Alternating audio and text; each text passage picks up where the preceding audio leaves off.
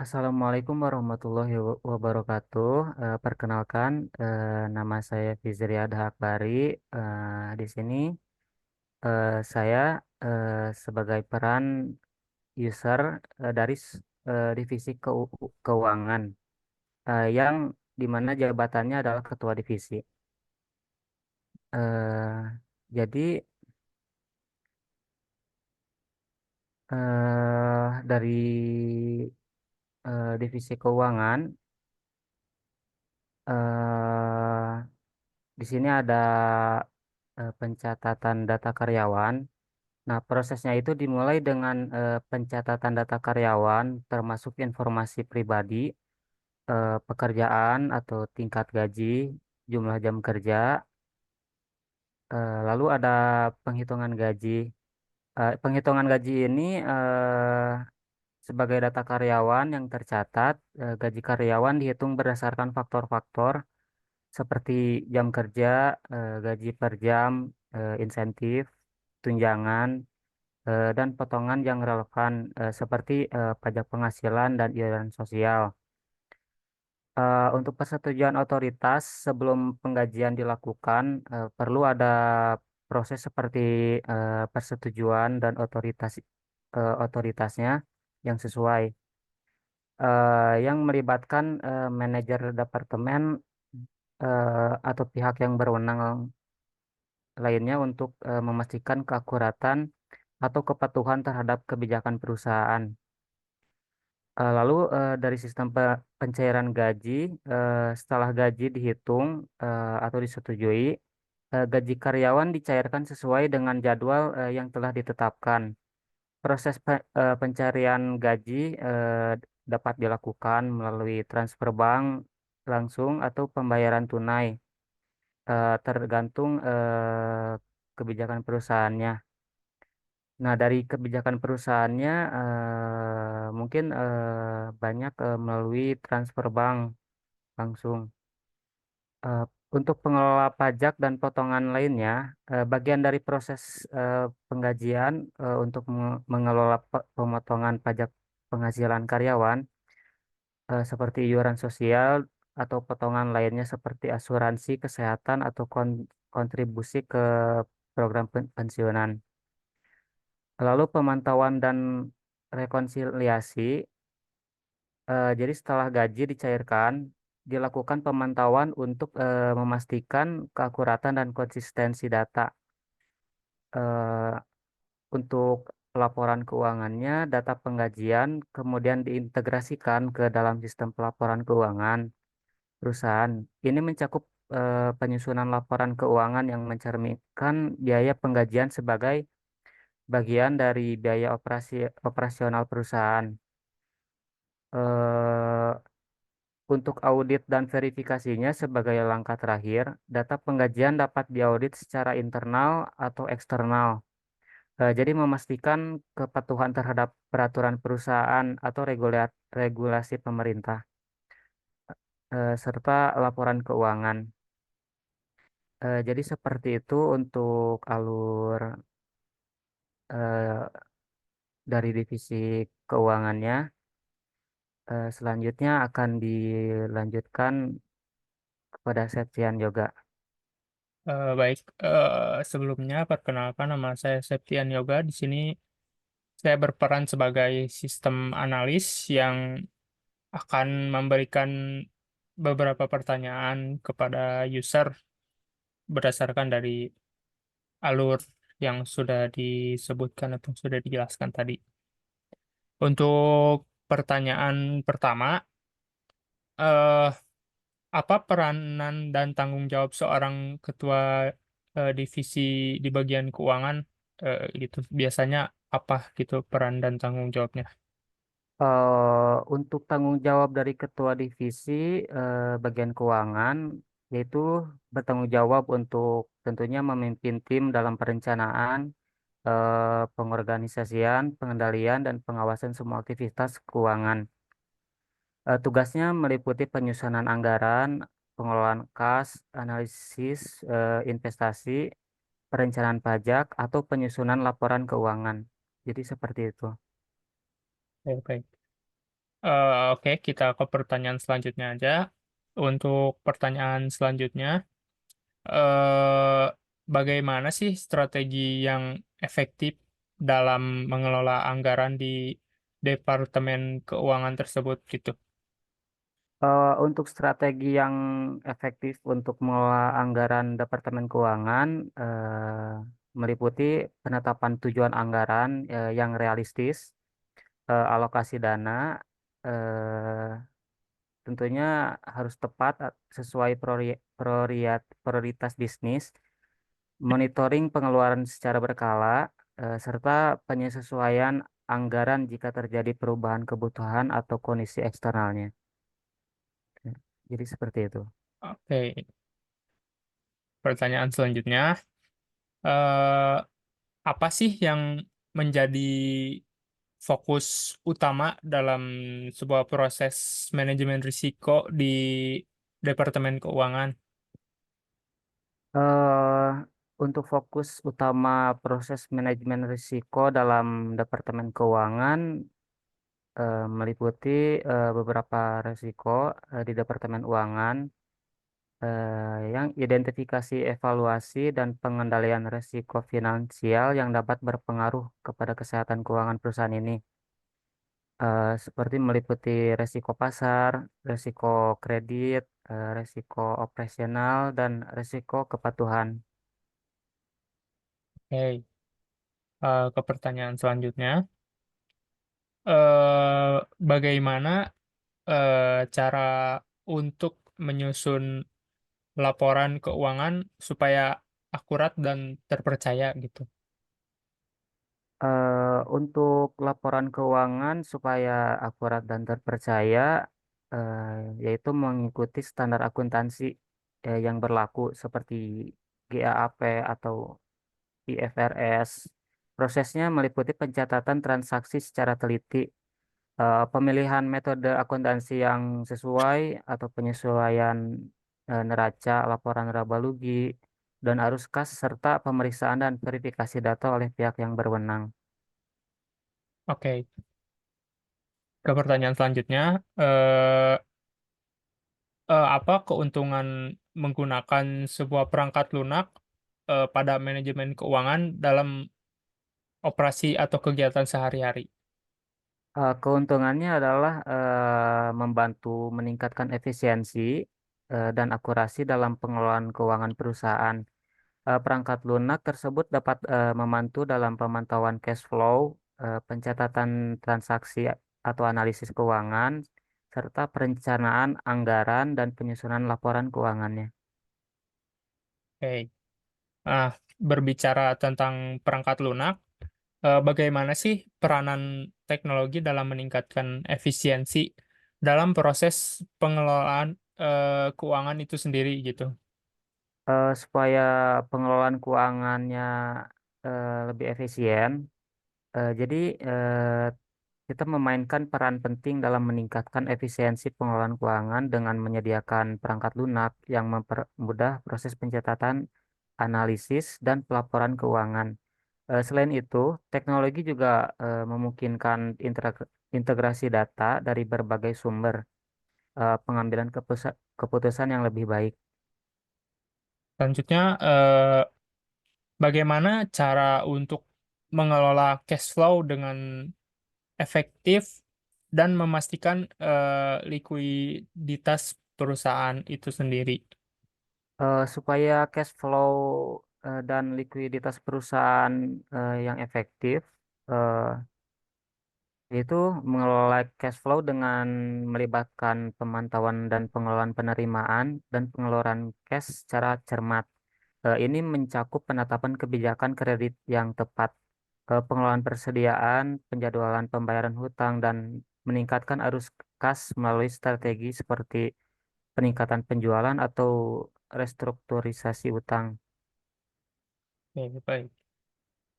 Nah, ke pertanyaan selanjutnya, eh, apa saja sih yang harus diperhatikan dalam proses pengelolaan pajak pada perusahaan? Yang harus diperhatikan dalam proses pengelolaan pajak perusahaan yaitu perlu perubahan regulasi pajak, pemilihan struktur perusahaan yang mengoptimalkan beban pajak, pelaporan pajak yang akurat dan dapat dengan tepat waktu, serta identifikasi peluang penghemat pajak yang sah. Ya, baik. Selanjutnya, bagaimana cara untuk mengidentifikasi dan meminimalkan biaya operasional di Departemen Keuangan gitu?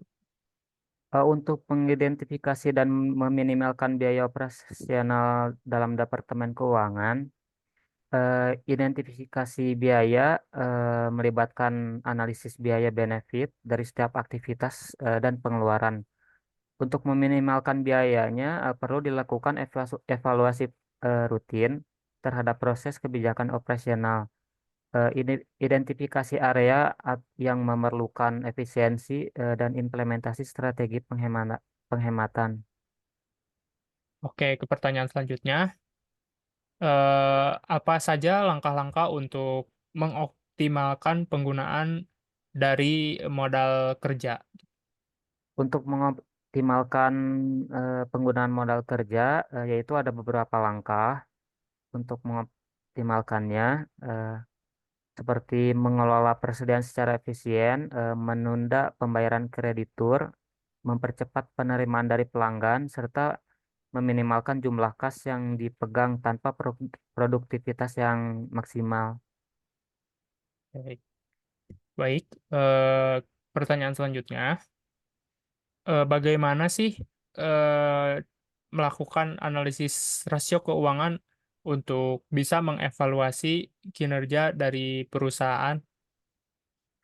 Untuk menganalisis rasio keuangan dalam kinerja perusahaan, yaitu ada beberapa proses penganalisis hubungan antara berbagai item dalam laporan keuangan untuk mengevaluasi kinerja dan kestabilan keuangan perusahaan. Contohnya seperti rasio yang sering digunakan meliputi rasio profitabilitas seperti ROA dan ROE, rasio likuiditas dan rasio aktivitas. Jadi seperti itu. Baik.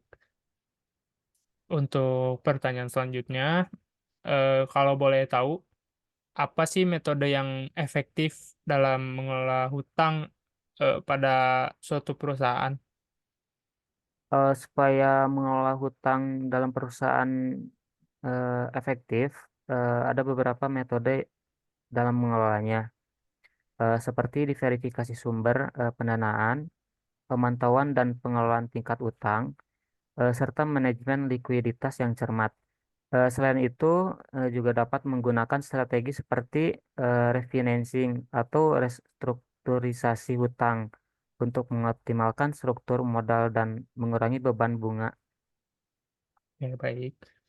Eh, Selanjutnya, bagaimana sih cara menyusun proyeksi keuangan yang realistis untuk perencanaan jangka yang panjang gitu?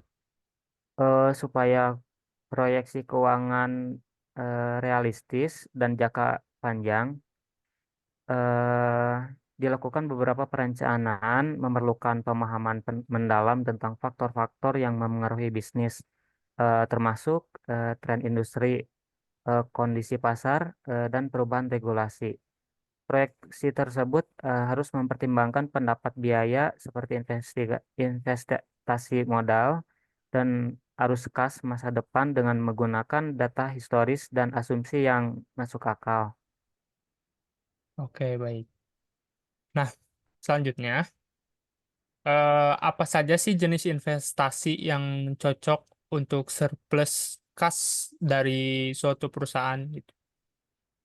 Untuk investasi dan surplus kas yang cocok dari perusahaan tergantung pada profil resikonya perusahaan tersebut dan tujuan investasi jangka panjang.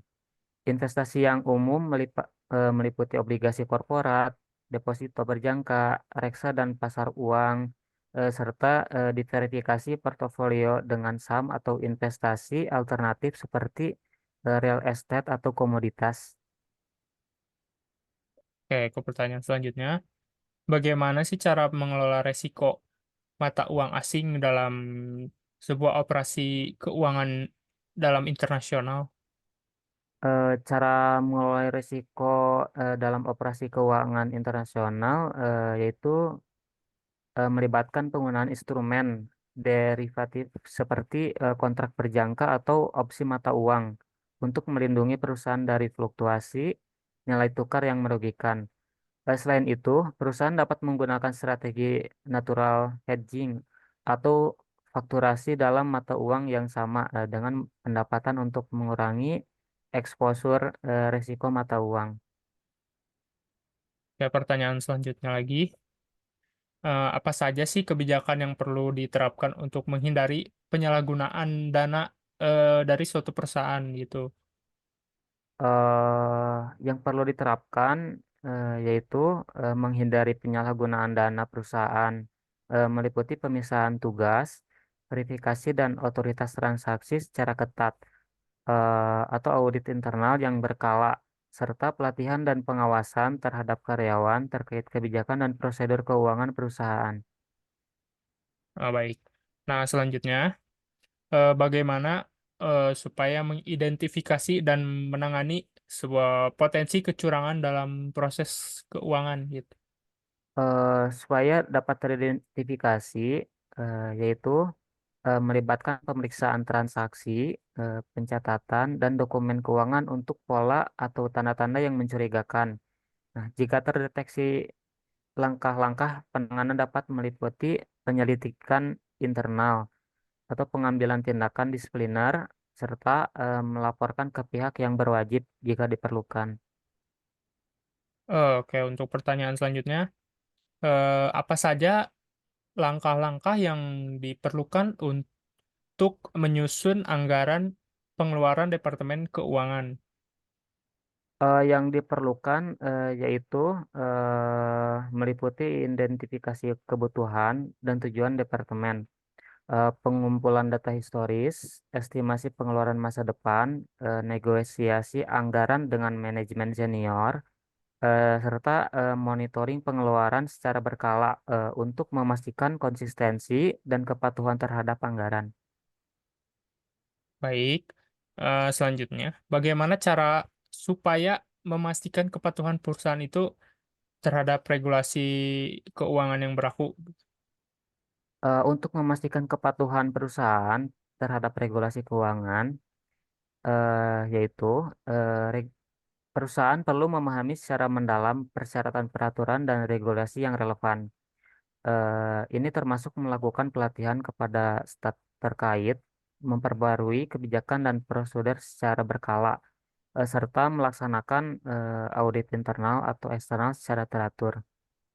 Baik, ke pertanyaan terakhir, ini, apa sih dampak perubahan regulasi terhadap strategi keuangan dalam suatu perusahaan? Dampak perubahannya yaitu yang signifikan terhadap strategi keuangan, perubahan dalam struktur modal atau kebijakan investasi, atau strategi pajak perusahaan yang perlu memantau perubahan regulasi dengan cermat, serta menyesuaikan strategi keuangan mereka yang sesuai. Dengan perubahan tersebut untuk meminimal risiko dan memanfaatkan peluang yang muncul. Baik, saya sudah memberikan 20 pertanyaan kepada user dan semuanya sudah terjawab dan jawabannya cukup memuaskan. Jadi terima kasih untuk user telah memberikan jawaban kepada saya selaku sistem analis.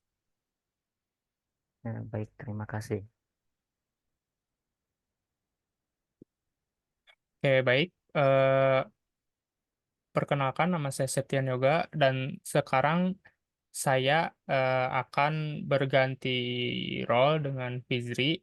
Sekarang saya selaku user dari divisi keuangan sebagai ketua divisinya.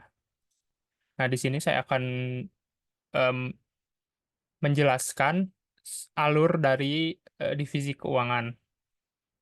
Ada beberapa poin dari alur di divisi keuangan. Yang pertama, dalam pencatatan data karyawan. Nah, prosesnya itu dimulai dengan pencatatan data karyawan, termasuk informasi pribadi, posisi pekerjaan, tingkat gaji, jumlah jam kerja, dan informasi terkait lainnya. Untuk poin yang kedua, terkait perhitungan gaji. Nah, di dalam perhitungan gaji ini, setelah data karyawan tercatat, gaji karyawan dihitung berdasarkan faktor-faktor seperti jam kerja, gaji per jamnya, insentif, tunjangan, dan potongan yang relevan seperti pajak penghasilan dan iuran sosial. Untuk poin selanjutnya, mengenai persetujuan dan otorisasi. Nah, dalam persetujuan dan otorisasi ini, yaitu sebelum penggajian dilakukan, perlu ada proses persetujuan dan otorisasi yang sesuai. Hal ini dapat melibatkan manajer departemen atau pihak yang berwenang lainnya untuk memastikan keakuratan dan kepatuhan terhadap kebijakan perusahaan. Di poin selanjutnya ada mengenai pencairan gaji. Nah, setelah gaji dihitung dan disetujui, gaji karyawan dicairkan sesuai dengan jadwal yang telah ditetapkan. Proses pencairan gaji dapat dilakukan melalui transfer bank langsung atau pembayaran tunai, tergantung pada kebijakan perusahaan. Poin selanjutnya lagi, ada pengelolaan pajak dan potongan lainnya. Bagian dari proses penggajian adalah mengelola pemotongan pajak penghasilan karyawan, iuran sosial, dan potongan lainnya seperti asuransi kesehatan atau kontribusi ke program pensiun. Untuk poin yang nomor 6, pemantauan dan rekonsiliasi. Nah, dalam pemantauan dan rekonsiliasi ini, itu setelah gaji dicairkan, dilakukan sebuah pemantauan dan rekonsiliasi terhadap transaksi penggajian tersebut. Ini melibatkan pemeriksaan terhadap catatan transaksi untuk memastikan keakuratan dan konsistensi dari data tersebut. Di poin selanjutnya lagi, ada pelaporan keuangan. Nah, di pelaporan keuangan ini, data penggajian kemudian diintegrasikan ke dalam sistem pelaporan keuangan perusahaan. Ini mencakup penyusunan laporan keuangan yang mencerminkan biaya penggajian sebagai bagian dari biaya operasional perusahaan. Untuk poin yang terakhir, ada audit dan verifikasi. Nah, dalam audit dan verifikasi ini, sebagai langkah terakhir, data penggajian dapat diaudit secara internal atau eksternal untuk memastikan kepatuhan terhadap peraturan perusahaan dan regulasi pemerintah tentunya, serta keakuratan laporan pada keuangan. Nah, eh, itu adalah alur dari divisi keuangan yang bisa saya jelaskan.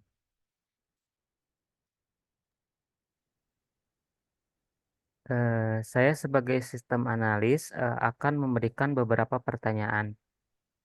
Pertanyaan pertama, apa manfaat melakukan analisis sensitivitas dalam mengambil keputusan keuangan?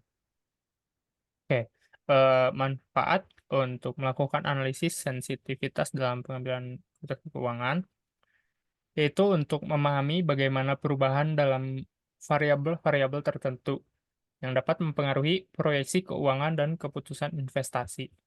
Nah, ini membantu mengidentifikasi risiko yang mungkin timbul dan mungkin manajemen untuk mengambil tindakan pencegahan atau mengubah strategi sesuai yang pada kondisi tertentu. Baik, pertanyaan selanjutnya, bagaimana cara mengembangkan kebijakan pengelolaan risiko dalam lingkupan keuangan perusahaan? Oke, pengembangan kebijakan pengelolaan risiko dalam lingkup keuangan perusahaan melibatkan identifikasi risiko yang relevan, penilaian tingkat risiko, penentuan strategi mitigasi risiko, dan penetapan prosedur pelaksanaan dan pemantauan. Kebijakan tersebut harus disesuaikan dengan tujuan, toleransi risiko, dan kondisi spesifik dari suatu perusahaan tersebut. Baik. Pertanyaan selanjutnya, eh, apa saja faktor yang mempengaruhi keputusan dalam investasi keuangan?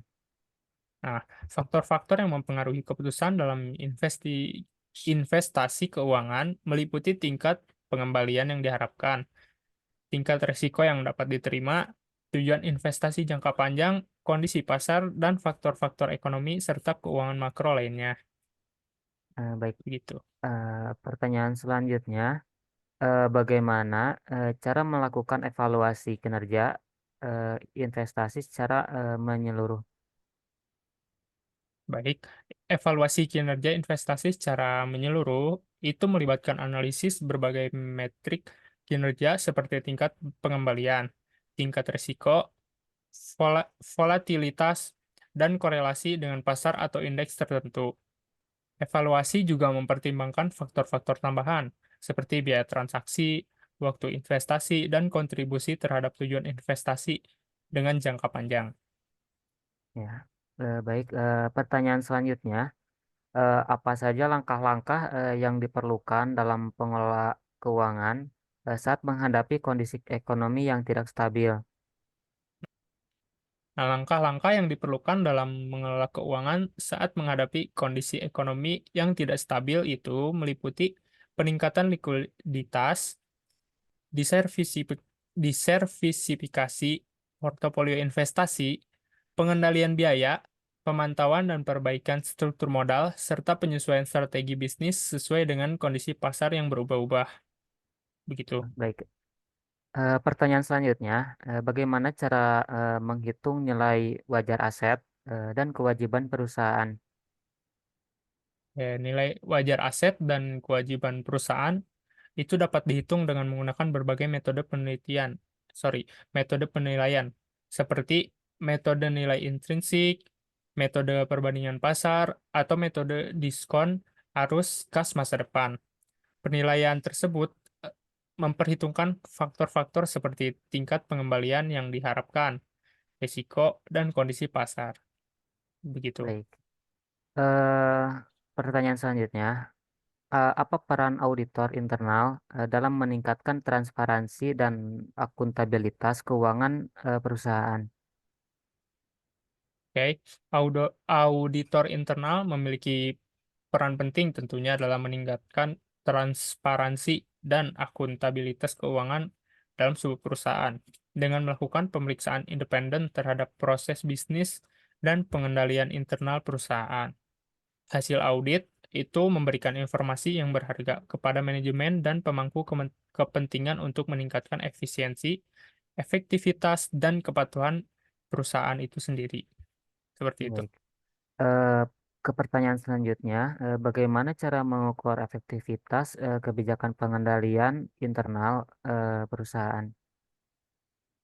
Efektivitas kebijakan pengendalian internal perusahaan itu dapat diukur melalui evaluasi terhadap implementasi dan kepatuhan terhadap kebijakan tersebut. Nah, identifikasi kelemahan dalam sistem pengendalian serta peningkatan proses pengendalian melalui tindakan perbaikan yang sesuai tentunya. Seperti Oke. itu. Pertanyaan selanjutnya, apa strategi untuk mengelola risiko kredit dalam operasi keuangan? Strategi ya untuk mengelola risiko kredit dalam operasi keuangan. Nah, itu meliputi penilaian kredit yang cermat tentunya terhadap pelanggan atau peminjam potensial, pemantauan kinerja kredit serta secara berkala, penentuan batas kredit yang sesuai dengan risiko, dan diversifikasi portofolio kredit untuk mengurangi risiko konsentrasi. Seperti Baik. itu. Ke pertanyaan selanjutnya, bagaimana mengelola pengeluaran yang berkaitan dengan penelitian dan pengembangan? Nah, pengeluaran yang berkaitan dengan penelitian dan pengembangan atau R&D melibatkan penentuan anggaran yang sesuai dengan tujuan dan prioritas perusahaan, pemantauan kinerja proyek R&D secara berkala, penilaian potensial risiko dan pengambilan investasi, serta kolaborasi dengan mitra eksternal, tentunya untuk meningkatkan efisiensi dan inovasi pada perusahaan tersebut. Baik. Pertanyaan selanjutnya, bagaimana mengintegrasikan data keuangan dari berbagai departemen perusahaan untuk analisis yang lebih baik? Nah, integrasi data keuangan dari berbagai departemen perusahaan dapat dilakukan melalui implementasi sistem manajemen informasi yang terintegrasi atau perangkat lunak ERP, eh, atau kepanjangannya Enterprise Resource Planning. Hal ini memungkinkan pengumpulan, pengolahan, dan analisis secara menyeluruh, sehingga memungkinkan manajemen untuk membuat keputusan yang lebih baik berdasarkan informasi yang lebih relevan dan akurat. Baik. Pertanyaan selanjutnya, apa peran keuangan berkelanjutan dalam strategi keuangan perusahaan modern? Peran keuangan berkelanjutan dalam strategi keuangan perusahaan modern itu adalah untuk memastikan bahwa keputusan keuangan perusahaan tidak hanya memperhitungkan eh, maksudnya keuntungan finansial jangka pendek, tetapi juga dampak sosial, lingkungan, dan tata kelola perusahaan. Ini mencakup integrasi faktor-faktor ESG dalam pengambilan keputusan investasi, pengelolaan risiko, dan pelaporan keuangan. Baik. Pertanyaan selanjutnya, bagaimana mengelola pengeluaran modal untuk ekspansi bisnis? Pengelolaan pengeluaran modal untuk ekspansi bisnis tentunya melibatkan penilaian proyek, investasi yang potensial, analisis resiko dan pengambilan investasi, alokasi dana yang efisien, dan pemantauan kinerja proyek secara berkala. Penting untuk memastikan bahwa pengeluaran modal sesuai dengan strategi bisnis jangka panjang dan memberikan nilai tambah yang signifikan bagi perusahaan itu sendiri. Baik. Pertanyaan selanjutnya, apa yang perlu diperhatikan dalam memilih struktur modal yang optimal untuk perusahaan? Nah, dalam memilih struktur modal yang optimal, perlu dipertimbangkan tingkat resiko perusahaan, kebijakan dividen, biaya modal, dan fleksibilitas keuangan. Struktur modal yang optimal adalah yang menciptakan keseimbangan antara biaya modal yang minimal dan nilai perusahaan yang lebih maksimal. Begitu. Baik. Bagaimana cara memilih strategi pengelolaan risiko yang tepat dalam lingkungan atau ruang lingkup keuangan perusahaan? Nah, memilih strategi pengelolaan risiko yang tepat melibatkan identifikasi risiko yang relevan, tentunya penilaian tingkat risiko, penentuan apakah risiko tersebut dapat dihindari atau akan dihindari, diterima, dipindahkan, atau dikelola secara aktif, dan implementasi strategi pengelolaan risiko yang sesuai. Penting untuk bisa memilih strategi yang konsisten dengan tujuan dan toleransi risiko pada perusahaan. Baik. Ke pertanyaan selanjutnya, apa langkah-langkah yang diperlukan untuk menghadapi resiko operasional di Departemen Keuangan? Langkah yang diperlukan untuk menghadapi risiko operasional di Departemen Keuangan itu meliputi identifikasi risiko, penilaian dampak dan probabilitas, implementasi pengendalian internal yang efektif, pemantauan kinerja secara berkala, dan perbaikan proses atau kebijakan yang diperlukan untuk mengurangi risiko dan meningkatkan efisiensi tentunya. Baik. Ke pertanyaan selanjutnya, bagaimana mengembangkan kebijakan pengelolaan kas yang efisien untuk meningkatkan likuiditas perusahaan? Mengembangkan kebijakan pengelolaan kas yang efisien melibatkan penetapan target likuiditas, penjadwalan pembayaran dan penerimaan kas, identifikasi sumber-sumber pendanaan alternatif, manajemen arus kas jangka pendek, dan pemantauan kinerja likuiditas secara teratur. Kebijakan tersebut harus disesuaikan dengan kebutuhan dan tujuan keuangan dari perusahaan tentunya. Baik. Pertanyaan selanjutnya, apa peran teknologi blockchain dalam meningkatkan transparansi dan keamanan dalam proses keuangan? Nah, teknologi blockchain ini memiliki sebuah potensi untuk meningkatkan transparansi dan keamanan dalam proses keuangan dengan menciptakan buku besar terdistribusi yang tidak dapat dimanipulasi. Hal ini memungkinkan rekam jejak transaksi yang tidak dapat diubah dan memfasilitasi pelacakan aset, serta memperkuat keamanan data keuangan dengan menggunakan kriptografi tentunya. Baik. Pertanyaan selanjutnya, bagaimana cara memilih perangkat lunak manajemen keuangan yang tepat untuk kebutuhan perusahaan? Nah, memilih perangkat lunak manajemen keuangan yang tepat tentunya melibatkan evaluasi kebutuhan bisnis, fitur-fitur yang dibutuhkan seperti pemantauan cash flow, pencatatan transaksi, analisis keuangan, dan pelaporan.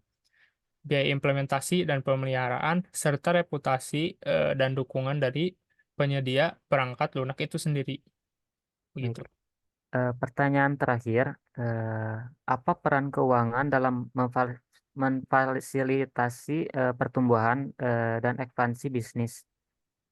Nah, untuk peran keuangan dalam memfasilitasi pertumbuhan dan ekspansi bisnis itu meliputi pengelolaan sumber daya finansial, pembiayaan investasi yang dibutuhkan, analisis resiko dan pengembalian, penilaian kinerja bisnis, serta pengambilan keputusan strategis yang didukung oleh analisis keuangan yang komperen- komprehensif tentunya. Baik, jadi untuk pertanyaannya cukup baik dan cukup jelas seperti itu. Eh, Baik, saya telah memberikan 20 pertanyaan dan pertanyaan-pertanyaan tersebut terjawab dengan baik dan cukup jelas. Oke, mungkin sekian dari kami untuk studi kasus yang pertama. Terima kasih. Wassalamualaikum warahmatullahi wabarakatuh.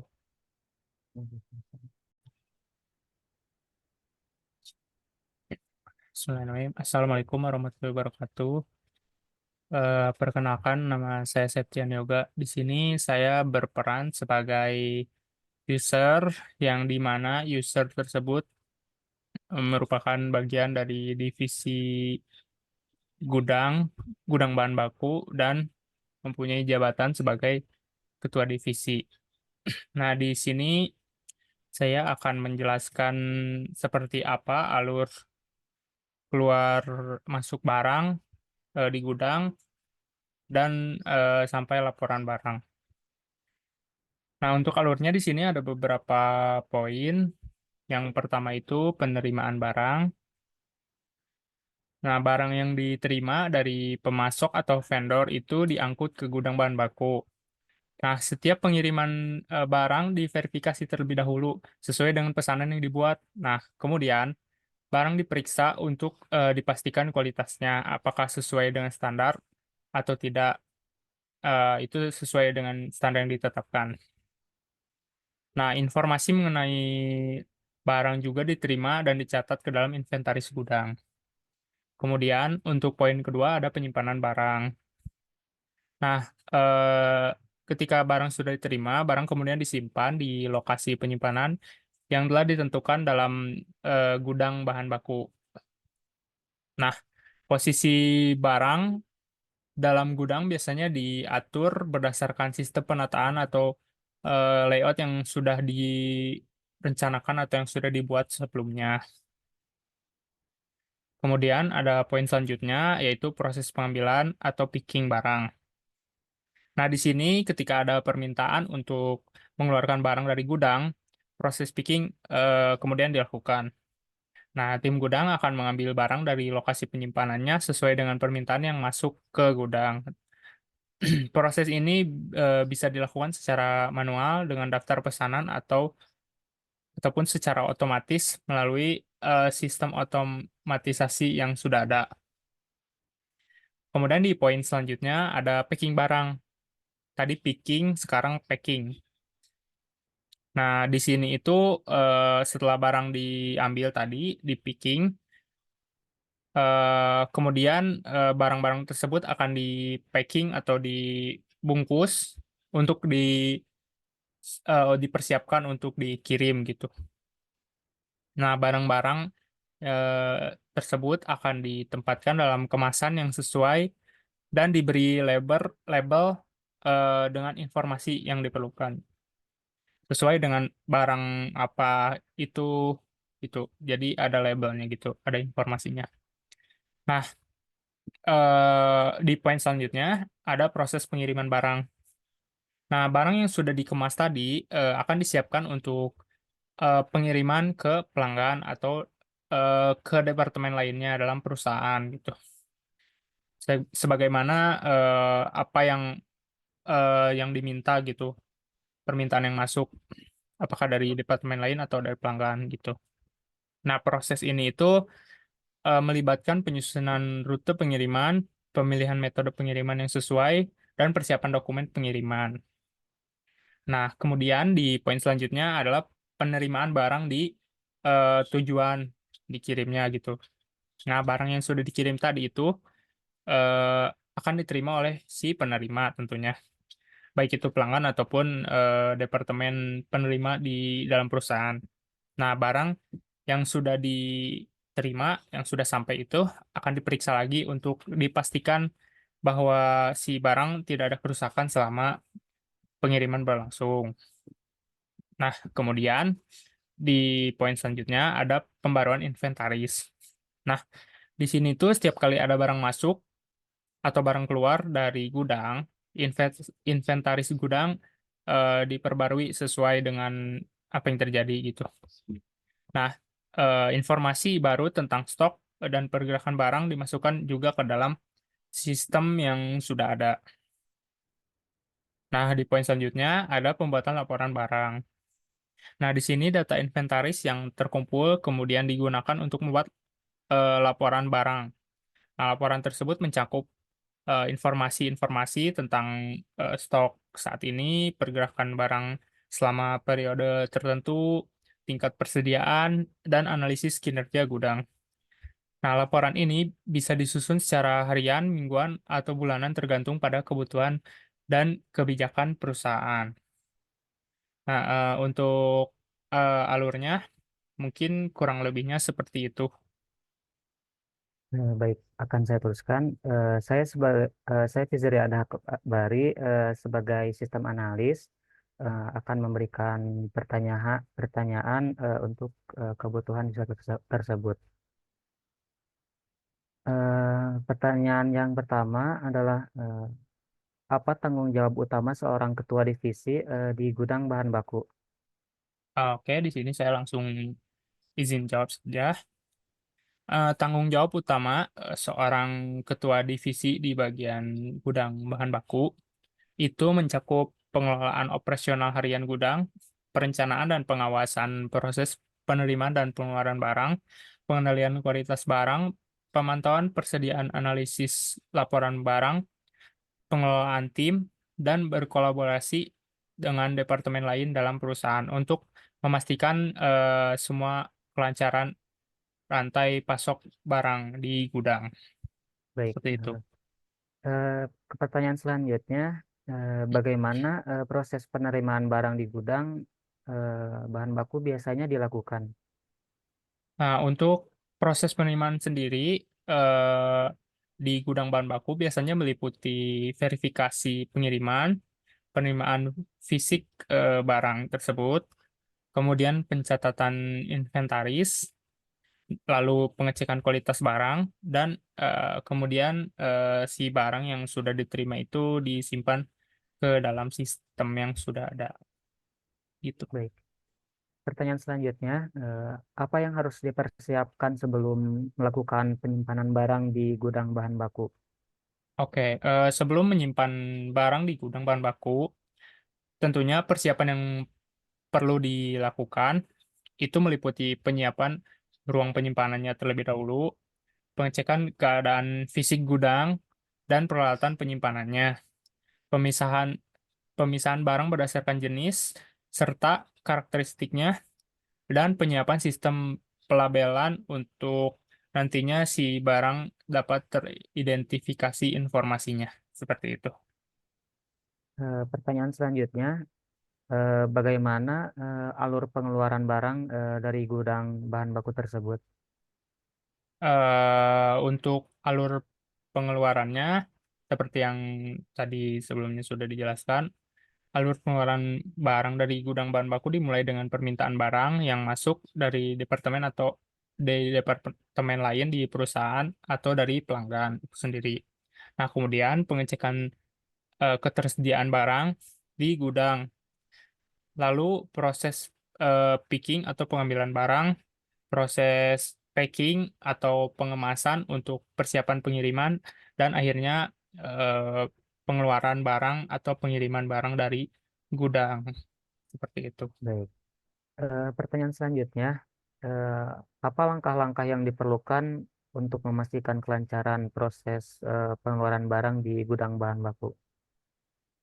Oke, langkah-langkah yang diperlukan untuk memastikan kelancaran pengeluaran barang di gudang bahan baku, termasuk perencanaan pengiriman, pemantauan pas stok, barang di gudang bahan baku termasuk perencanaan stok yang tadi, pengaturan area pengambilan barang, pelaksanaan proses pengemasan yang dilakukan secara efisien, dan tentunya koordinasi dengan tim logistik untuk nantinya barang dikirim ke penerima. Seperti itu.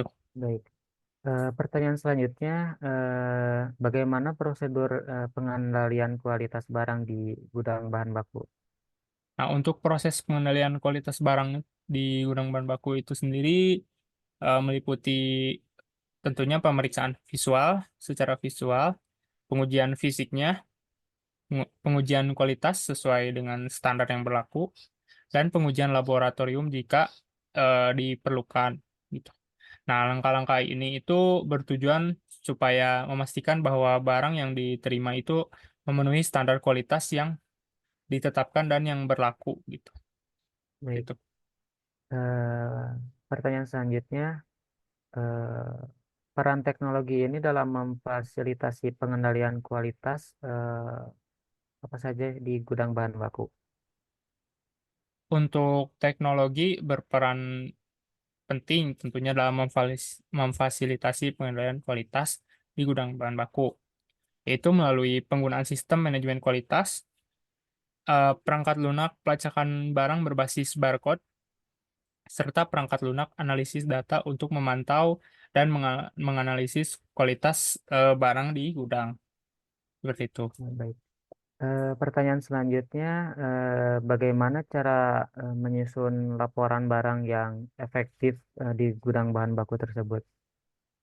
Nah, untuk menyusun laporan barang yang efektif di gudang bahan baku, itu diperlukan informasi tentang jumlah stok masuk dan keluar, status persediaan, perubahan stok, persentase penggunaan ruang penyimpanan, dan kinerja operasional gudang secara menyeluruh. Begitu. Baik. Pertanyaan selanjutnya, informasi apa yang diperlukan atau dimasukkan dalam laporan barang di gudang bahan baku? Informasi yang perlu dimasukkan dalam laporan barang di gudang bahan baku itu meliputi jumlah barang masuk dan keluar, persediaan akhir, nilai inventaris, informasi tentang barang-barang yang sudah rusak ataupun expired atau kadaluarsa, dan analisis tentang kinerja operasional. Baik. Pertanyaan selanjutnya, bagaimana cara menganalisis laporan barang untuk meningkatkan efisiensi di gudang bahan baku? Nah, untuk menganalisis laporan barang, eh, agar dapat membantu meningkatkan efisiensi di gudang, yaitu dengan mengidentifikasi pola permintaan barang itu sendiri. Nah, kemudian mengoptimalkan penempatan barang di gudang, mengurangi biaya persediaan, dan meningkatkan pelayanan terhadap pelanggan. Gitu. Baik. Pertanyaan selanjutnya, hmm, apa kebutuhan akan pelatihan atau pengembangan karyawan di divisi gudang bahan baku? Nah, kebutuhan akan pelatihan atau pengembangan karyawan di divisi gudang bahan baku itu meliputi pelatihan dalam penggunaan perangkat lunak manajemen gudang agar para karyawan itu bisa gitu manage dengan baik. Nah, kemudian prosedur pengendalian kualitas, teknik penyimpanan yang efisien, keamanan kerja, pemeliharaan peralatan, dan pemecahan masalah operasional. Baik. Pertanyaan selanjutnya, bagaimana cara mengoptimalkan ruang penyimpanan di gudang bahan baku tersebut? Nah, kalau untuk pengoptimalan ruang penyimpanan di gudang bahan baku, itu memerlukan pemahaman mendalam mengenai karakteristik barang yang disimpan. Kemudian penggunaan peralatan penyimpanan juga harus tepat, dan penggunaan layout gudang harus efisien. Serta penggunaan teknologi informasi itu dipakai untuk memantau dan mengelola stok dari barang itu sendiri. Begitu. Baik. Selanjutnya, apa strategi yang dapat digunakan untuk mengurangi risiko kehilangan atau kerusakan barang di gudang bahan baku? Untuk strategi yang dapat digunakan untuk mengurangi resiko-resiko yang sudah disebutkan tadi itu meliputi peningkatan keamanan gudang tentunya, kemudian menerapkan metode penyimpanan yang aman, eh, adanya pelatihan karyawan tentang penanganan eh, barang yang benar, serta implementasi sistem pelacakan inventaris yang canggih tentunya Baik. gitu. Selanjutnya, bagaimana cara meminimalkan waktu tunggu dalam proses penerimaan dan pengeluaran barang di gudang bahan baku? Nah, untuk pemangkasan waktu tunggu dalam proses penerimaan dan pengeluaran barang di gudang bahan baku dapat dilakukan melalui penggunaan teknologi, ada namanya teknologi otomatisasi. Nah, kemudian ada juga perbaikan proses secara internal, dan pemantauan stok yang efisien, serta koordinasi yang baik antara pemasok dengan pelanggan gitu, sehingga adanya terjadi sebuah informasi yang diketahui gitu, satu sama lain. Begitu. Baik. Selanjutnya, apa aspek keamanan yang harus diperhatikan dalam operasi gudang bahan baku? Aspek keamanan yang perlu diperhatikan dalam operasi gudang bahan baku itu diantaranya termasuk keamanan fisik gudang, keamanan informasi terkait data inventarisnya, keamanan karyawannya juga, serta perlindungan terhadap barang berharga ataupun barang yang berbahaya. Baik. Seperti itu. Selanjutnya, bagaimana perencanaan kapasitas gudang bahan baku dilakukan? Perencanaan kapasitas gudang bahan baku dilakukan dengan memperkirakan kebutuhan ruang penyimpanan berdasarkan proyeksi permintaan. Nah, analisis histori stok, kemudian pertimbangan ekspansi untuk masa depan, untuk perencanaan yang lebih panjang gitu ke depannya, serta evaluasi penggunaan ruang yang saat ini digunakan. Seperti itu. Baik.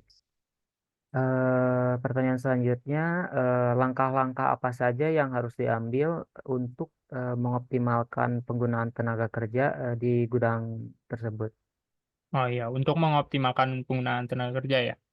Nah, untuk mengoptimalkan eh, itu tenaga kerja tersebut, langkah-langkah yang perlu diambil itu salah satunya termasuk pelatihan karyawan dalam tugas-tugas yang spesifik, kemudian rotasi pekerjaan untuk meminimalkan kelelahan, penerapan sistem insentif, dan tentunya penggunaan teknologi otomatisasi untuk mengurangi adanya pekerjaan manual. Baik. Begitu. Selanjutnya, bagaimana cara mengevaluasi dan memilih vendor atau pemasok barang untuk gudang bahan baku? Mohon maaf, boleh diulangi pertanyaannya? Baik. Bagaimana cara mengevaluasi dan memilih vendor atau pemasok barang untuk gudang bahan baku? Oke. Evaluasi ya. Evaluasi dan pemilihan vendor atau pemasok barang untuk gudang bahan baku itu melibatkan penilaian terhadap kualitas produk, kemudian waktu pengiriman, harga, keandalan, kepatuhan terhadap regulasi yang ada, serta histori atau rekam jejak dan reputasi dari vendor atau pemasok barang itu sendiri. Begitu. Baik. Selanjutnya, apa kebutuhan infrastruktur teknologi informasi untuk mendukung operasi gudang bahan baku?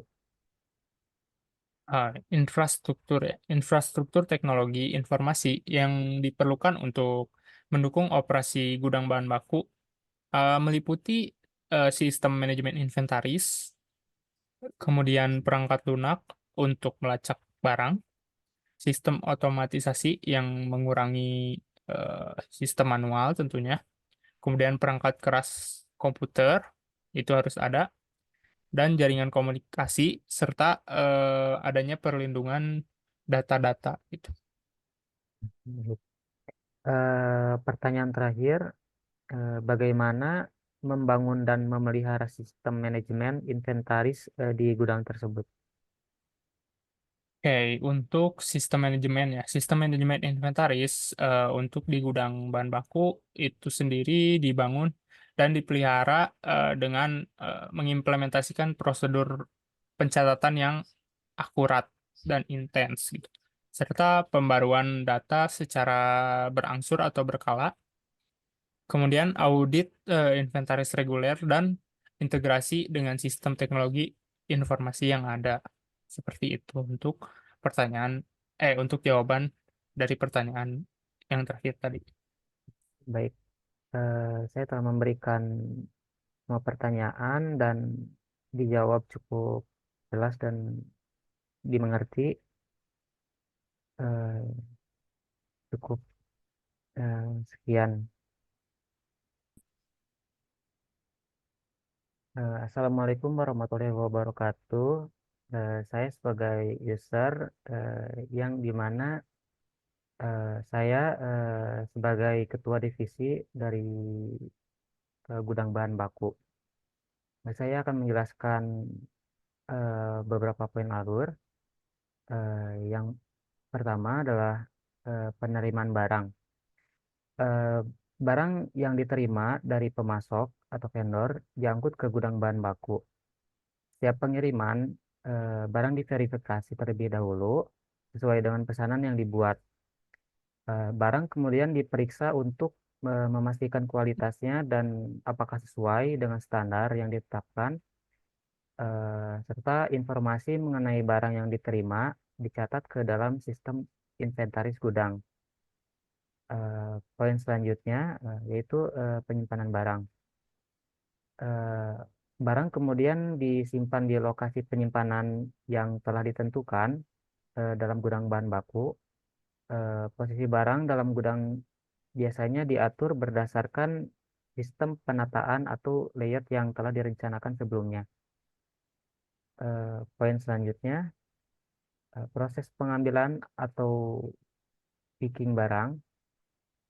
Ketika ada permintaan untuk mengeluarkan barang dari gudang, proses picking dilakukan. Lalu tim gudang akan mengambil barang dari lokasi sesuai dengan permintaan yang masuk. Lalu proses ini bisa dilakukan secara manual dengan bantuan daftar pesanan atau secara otomatis melalui sistem otomatisasi. Selanjutnya, packing barang. Nah, packing barang ini setelah barang diambil, mereka akan di-packing untuk persiapan pengiriman. Lalu barang-barang akan ditempatkan dalam kemasan yang sesuai dan diberi label dengan informasi yang diperlukan. Poin selanjutnya yaitu proses pengiriman barang. Dalam proses pengiriman barang ini, barang yang sudah di-packing akan disiapkan untuk eh, pengiriman ke pelanggan atau departemen lain dalam perusahaan. Proses ini melibatkan penyusunan rute pengiriman, lalu pemilihan metode pengiriman yang sesuai, dan persiapan dokumen pengiriman. Poin selanjutnya yaitu penerimaan di tujuan. Nah, untuk tujuan barang yang dikirim akan diterima oleh penerima, baik itu pelanggan atau departemen penerima dalam perusahaan. Barang akan diperiksa lagi untuk memastikan tidak ada kerusakan selama pengiriman. Selanjutnya, pembaruan inventaris. Setiap kali ada barang masuk atau keluar dari gudang, inventaris gudang diperbarui sesuai dengan informasi baru tentang stok dan pergerakan barang dimasukkan ke dalam sistem. Lalu poin selanjutnya, pembuatan laporan barang. Pembuatan laporan barang ini data inventaris yang terkumpul, kemudian dilakukan pembuatan laporan barang. Laporan tersebut mencakup informasi tentang stok saat ini, pergerakan barang selama periode tertentu, eh, serta tingkat persediaannya dan analisis kinerja gudang. Laporan ini bisa disusun secara harian atau mingguan atau bisa bulanan, tergantung pada kebutuhan dan kebijakan perusahaan. Jadi seperti itu dari alur eh, sebagai ketua divisi gudang bahan baku. Oke. Eh, di sini sekarang saya berperan sebagai sistem analis yang akan menanyakan beberapa pertanyaan kepada user berdasarkan dari alur yang sudah dijelaskan tadi. Nah, untuk pertanyaan yang pertama, apa sih strategi yang efektif untuk mengurangi biaya persediaan di gudang bahan baku itu? Untuk strategi yang efektif, tentunya mengurangi biaya persediaan bahan baku, meliputi pengoptimalan proses pemesanan, serta penggunaan metode pengelolaan persediaan seperti just in time atau JIT, lalu pengurangan lead time, dan perbaikan dalam perencanaan kebutuhan material, lalu negosiasi harga dengan pemasok. Jadi seperti itu. Oh, baik. Eh, Jawabannya cukup untuk dipahami. Nah, untuk pertanyaan selanjutnya, bagaimana sih supaya mengidentifikasi dan menangani risiko logistik di gudang bahan baku? eh, untuk mengidentifikasi dan mengetahui risiko logistik, yaitu menangani melalui pemetaan risiko, lalu pengembangan rencana mitigasi risiko, penerapan prosedur keamanan yang sangat ketat, lalu kerjasama dengan pemasok dan mitra logistik, serta pemantauan secara berkala terhadap kondisi operasional, seperti itu. Oh, baik. Eh, Jawabannya lagi-lagi cukup mudah dipahami. Nah, untuk pertanyaan selanjutnya, apa sih metode yang digunakan untuk mengukur dan mengevaluasi kinerja operasional di gudang bahan baku? Untuk mengukur dan mengevaluasi operasional, metode yang digunakan meliputi penggunaan Key Performance Indicator atau KPIS seperti tingkat putaran stok atau akurasi inventaris dan waktu siklus pengurangan, lalu tingkat keterlambatan pengiriman dan produktivitas tenaga kerja. Jadi seperti itu. Oke, baik. Langsung saja ke pertanyaan selanjutnya. Bagaimana sih peran keberlanjutan dalam pengelolaan gudang di gudang bahan baku? Untuk keberlanjutan dalam pengelolaan gudang bahan baku mencakup praktik ramah lingkungan seperti penggunaan bahan kemasan yang dapat didaur ulang atau pengoptimalan penggunaan energi serta pengurangan limbah dan penggunaan teknologi hijau dalam operasi gudang. Jadi seperti itu. Oke, langsung ke pertanyaan selanjutnya lagi.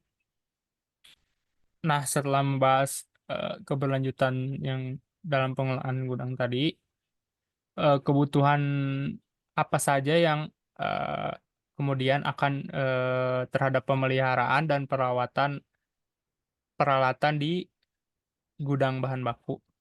Jadi apa aja kebutuhan untuk memelihara dan memerawat alat-alat di gudang bahan baku. Seperti itu. Baik.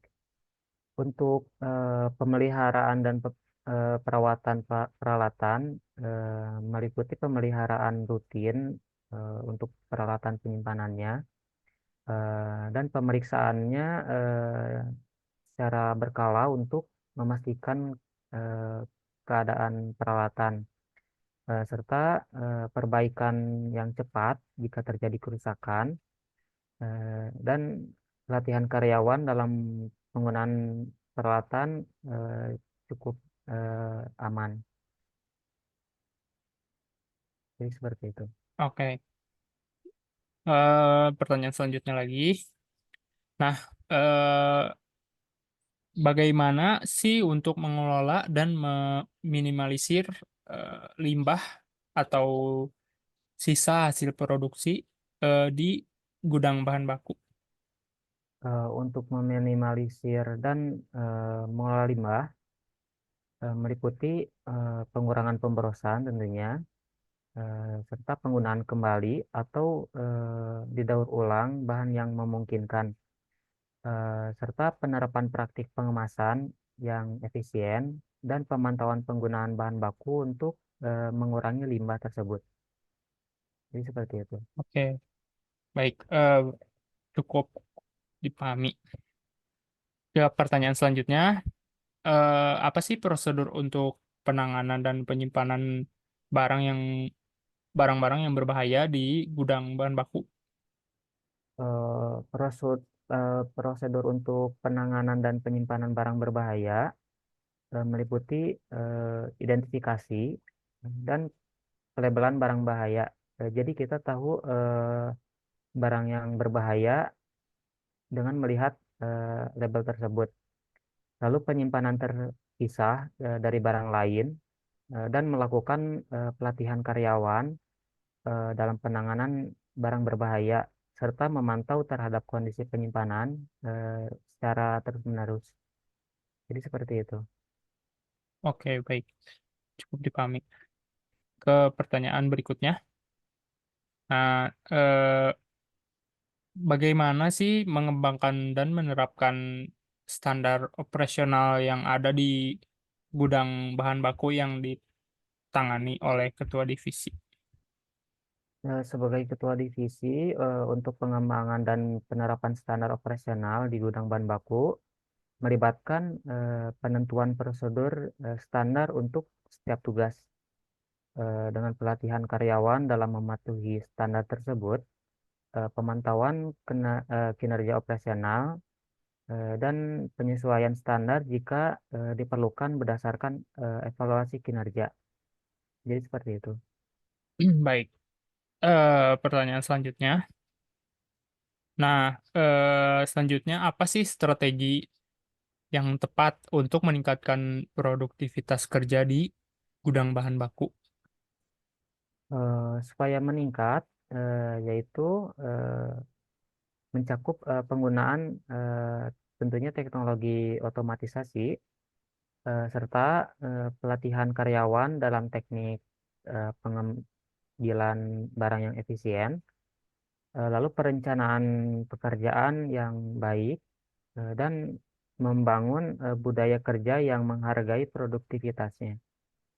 Oke, jadi membangun budaya yang menghargai produktivitas ya. Ya. Selanjutnya, eh, bagaimana membangun serta memelihara hubungan kerja yang baik antara pekerja di gudang dengan departemen lain di perusahaan.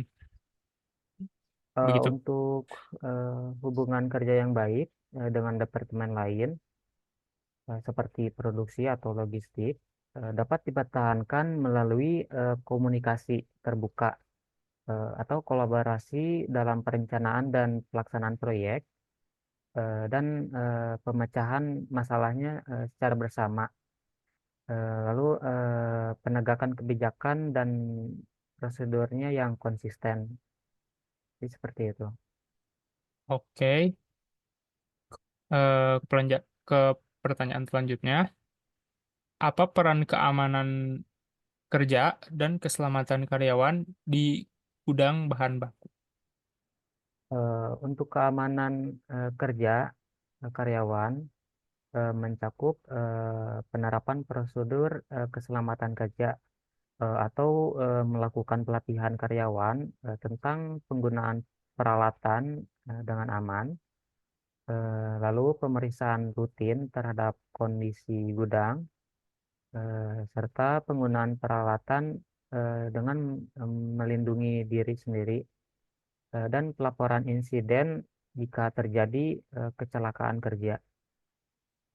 Jadi seperti itu. Oke, next. Bagaimana sih proses yang terjadi saat pelaporan insiden atau kecelakaan kerja terjadi di gudang bahan baku? Eh, Prosedur pelaporan ini meliputi pengumpulan informasi tentang insiden yang terjadi, lalu pelaporan kepada atasan atau manajemen dengan menyelidiki insiden untuk menentukan penyebabnya apa saja, dan pengambilan tindakan pencegahan untuk mencegah terjadinya kejadian yang serupa di masa yang akan datang. Jadi seperti itu. Oke, pertanyaan selanjutnya, apa sih kebutuhan akan penggunaan teknologi RFID atau scan barcode yang tadi dalam manajemen gudang bahan baku? Tuh.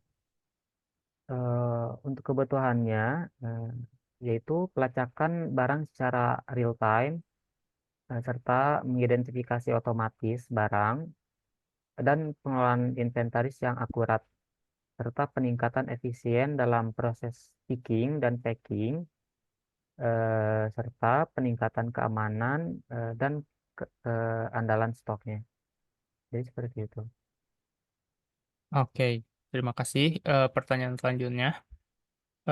Bagaimana sih cara memperbaiki efisiensi operasional di gudang bahan baku melalui analisis dari data-data dan informasi yang ada?